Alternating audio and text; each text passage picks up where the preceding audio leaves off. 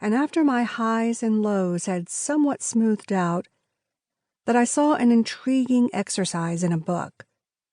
It was titled, Find Your Highest Purpose. Now, I'm a real patsy for these kinds of quizzes.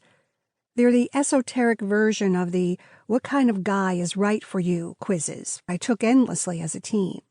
So I closed my eyes, as the book suggested, recalled 3 times when I felt passionate about something I did, looked for the common threads, the essence of my passion, opened my eyes and wrote down, my highest purpose is ... And something inside me let me fill in the rest. ...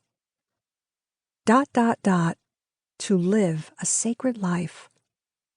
Well, that was a surprise. But then I wrote more, as I imagined what it would look like and how it would feel. A simple life filled with love, awe, and a deep sense of connection. A happy life touched with grace and blessings. A life in which I know what I'm here to do, and do it. And finally, as the book directed, I summed it all up in a way I'd remember. My highest purpose is to live a sacred life, connected to others, nature, and the divine, through love, gratefulness, and acts of service. It wasn't long after I did this that I got a call from Carol, the editor of a magazine I sometimes wrote for. She asked me if I'd write an article on creating a sacred space in your home.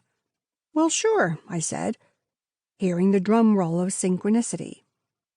My research began with friends who had shrines or meditation rooms, and ended with a Native American feng shui master who happened to live nearby.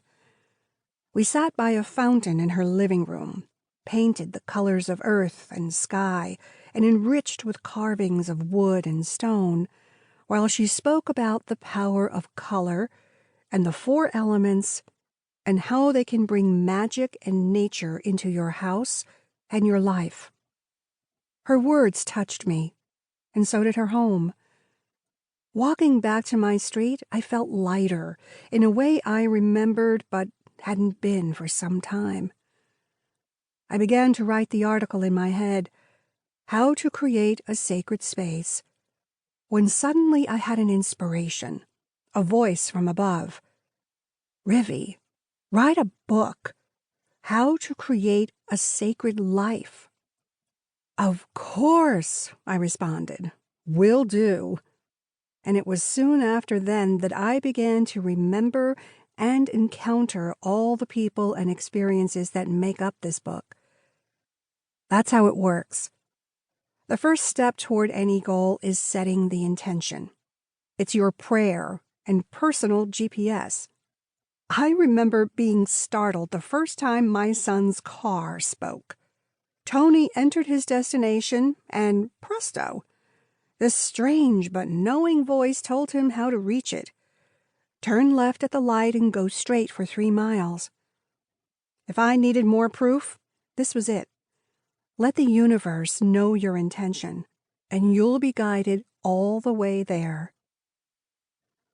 Why me? Why you? And you don't have to be perfect to live sacred. Why me? Well, my English friend Helen, who served faithfully as my first reader, seemed to nail it.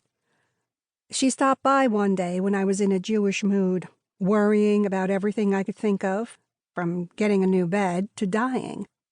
Rivvy, Helen said, read your book. Then she added with blunt British humor, if anyone needs to be writing this, it's you. Why you? Why not? Life is sacred, for everyone, not just monks and mystics. But to feel it and see it, there are things you can do, things that bring out the wonder and connectedness of everything in life. It begins with your intention, looking in, and it's furthered by your attention, looking out. One of the gurus I went to hear in the 70s was a man known simply as Stephen, who started a commune known as the Farm.